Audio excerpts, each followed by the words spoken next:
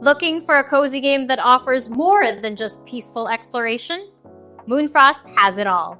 With stunning hand-drawn landscapes, breathtaking visuals, and a soundtrack that sets the perfect tone. This game pulls you into a magical world. But what really sets it apart is the building and designing.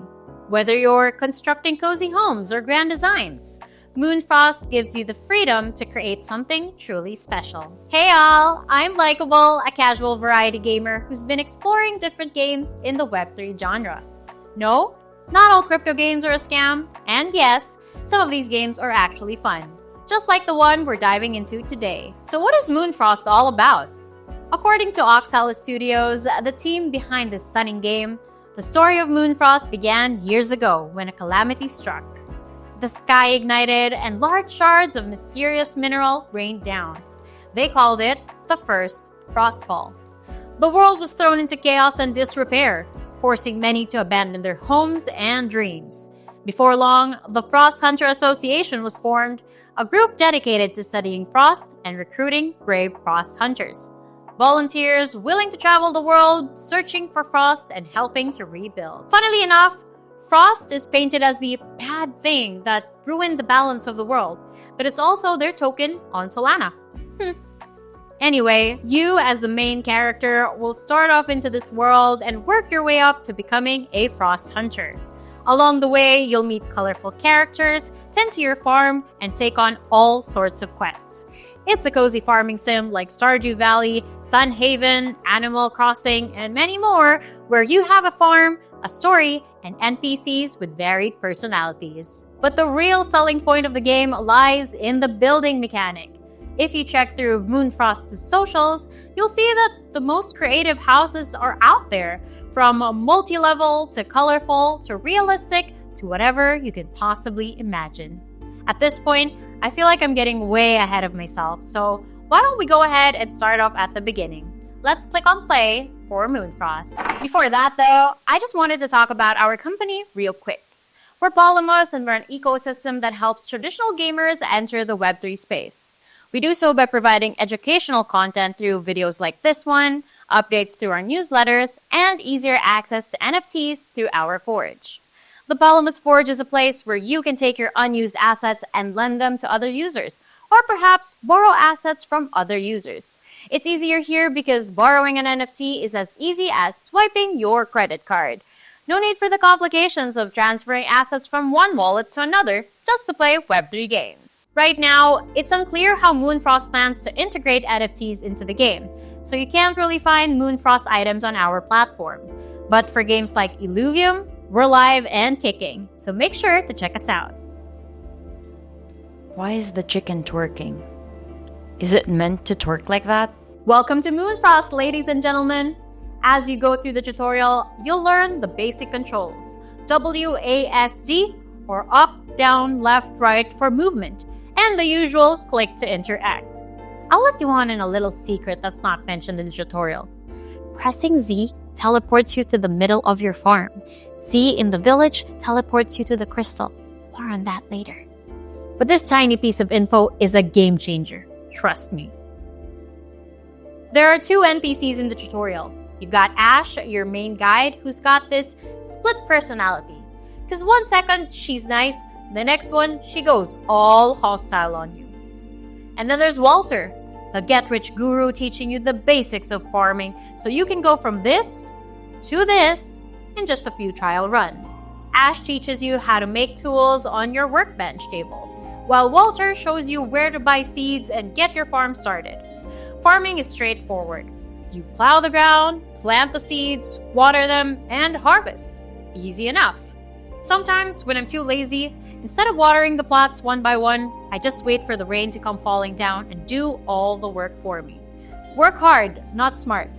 Or is it the other way around? Yeah. Eventually, you'll get access to my best friend in farming, Super Sucker 9000. It makes my life way easier. Speaking of tools, they actually break with use within the game, which might sound like a pain when you think about it because you have to craft another tool just to get by, but it's actually quite purposeful, especially when you realize that you start off with limited backpack space. I mean, you're telling me I have access to all these tools, these materials, with only 10 slots in my backpack? not good enough. Good thing you unlock more slots as you level up, or else I'd be forced to spend hundreds of dollars to fit everything in. Dun, dun, dun. So what do you do with your harvest? You sell them. Duh. Walter wants us to get rich quick, so we're on the hunt for all the sil we can get. Cha-ching! We can use this to buy seeds and eventually blueprints, among other things that could be available in the village. As you progress, you'll gain access to the Refined Resource Workbench, a hub to refine raw materials. These refined materials will then serve as the recipe for different furniture and fixtures on the other workbench. They're all workbenches, it's a bit confusing, don't get me wrong. One last thing about the main gameplay is that everything on your farm grows back. No need to be stingy, no need to worry if trees will grow back or if resources will run out, because they will come back eventually. Oh, and you can't play the game endlessly. You're forced to rest through your stamina bar. For every action that you do, stamina depletes. You can recharge at the crystal in the village, and I've actually calculated how long it takes for the stamina bar to replenish from scratch, approximately 5 to 6 minutes. You can use this time to go to the bathroom and get some water before you continue to binge on the game, but you have to note that there is a daily limit to recharging, so feel free to use that time to touch some grass. I'm serious, go touch some grass. What I usually do though in my runs is that I craft everything that I can do for the day, because once crafting tables are booked and busy, that's when I'll start to go on my so-called supply runs. I'll rack up all of them tools and I'll start bulldozing through the resources available on my farm until I eventually just run out of stamina completely. I would end the day there unless I see that there's a match available for Farm Royale. In the current pre-alpha version I've been playing, there's a lot of resource management going on. But what's really cool is that the Moonfrost team decided to add a competitive twist to a cozy game. To me, this serves as a palate cleanser, which I really need throughout all of the coziness. It's time to get down and get serious. I'm not talking about the daily or weekly housing competitions. I'm talking about Farm Royale. Farm Royale is a mini-game mode that channels your competitive side. You know how people in Stardew Valley take the economy seriously? Best yields, best gains? Well, in Moonfrost, the efficiency test is taken to a whole other level. You get into a lobby with 3 or more players, and you have 15 minutes to prove that you're the best at managing resources. This is through the chests that spawns with varying requirements. Grass, ores, crops, you name it. You deposit the requirements and get corresponding points in return. The player with the most points after time is up wins. This is me trying it out for the first time.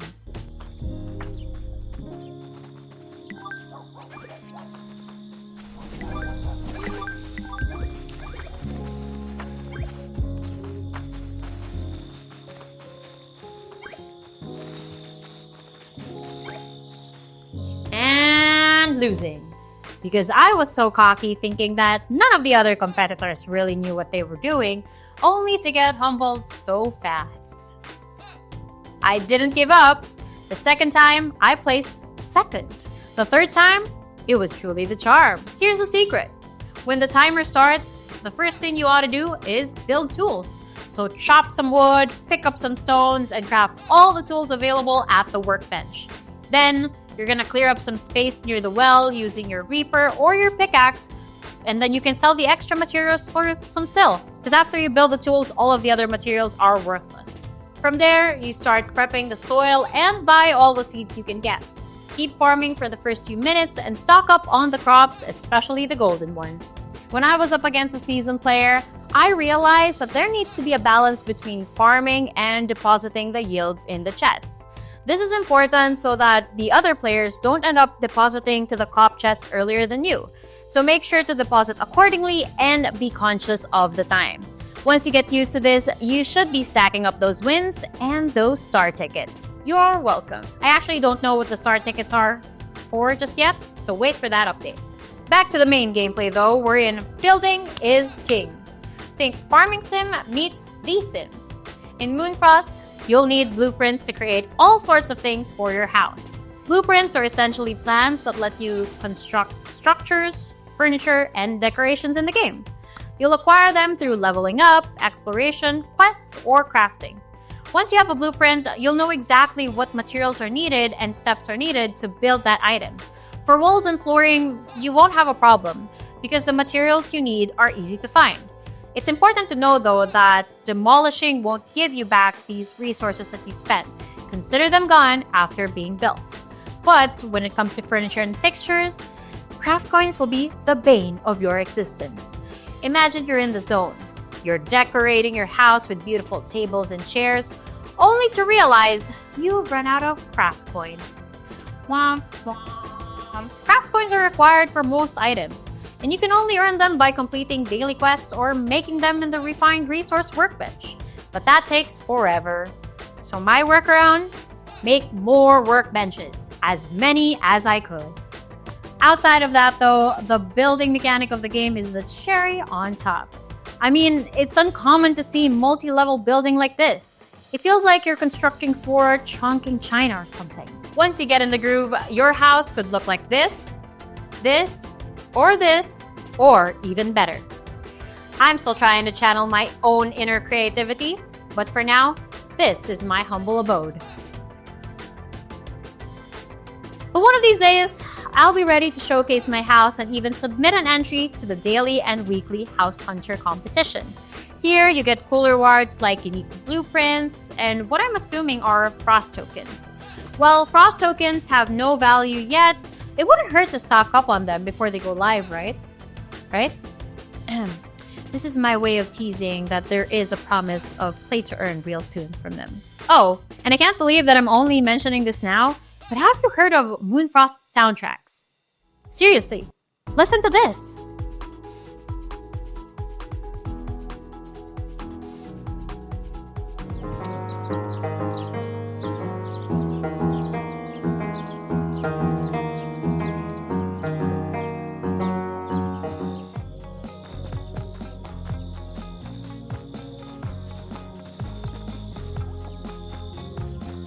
It doesn't get any cozier than that.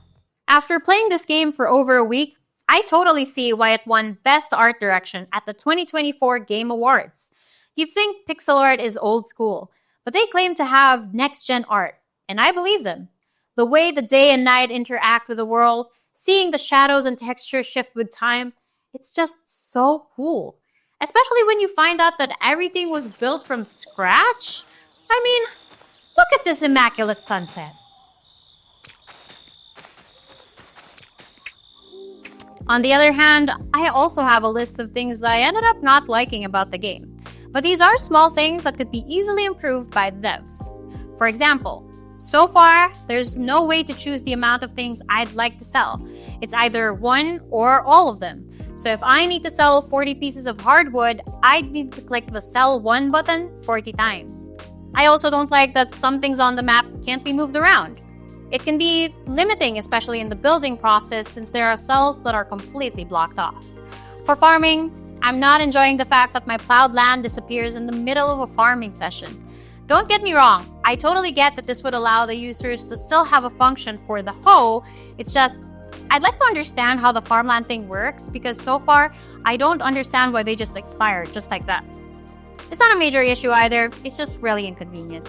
On top of that, there's a cell bug thing wherein after you dig a plot, you have to reposition in order to put a seed in. So it might be worth checking that out. Lastly, right now, when you place the items you've built, you can't really store them back into your inventory. I wish you could though. Again, minor but inconvenient. Definitely will submit all of this through the survey form, and I'm hoping that they work on these things before full release. Oxalis Studios has such a unique approach too, because everything they do gets approved by the community. And get this, they've actually spent zero on marketing. The game's art and mechanics are so good that they just naturally go viral. This is a game that gives the people exactly what they want, both in visuals and gameplay. Truly impressive. They've also leaked what fishing will look like, plus a leak of a mobile version of the game? Hopefully, the progress will be cross-platform. It'll just make my cozy heart gleam with joy even further. If you are interested, early access is available until the end of February. You just gotta wishlist the game on Epic Games and sign up on their website. The best part is that there are no plans yet from them to reset player progress after early access, so all this time and effort that we're putting into the game won't go to waste. that's it for today's coverage of Moonfrost. I've really been having a blast, and I think that it's very evident since I've been setting up alarms on my phone to know when crafting is done. I'm that obsessed. But what about you guys? What do you guys think of the game so far? Cop or drop? Yay or nay? Love it or leave it? Leave a comment down below so I can find out. But that is it, gamers. So see you guys in the next video. Likeable out. GG's.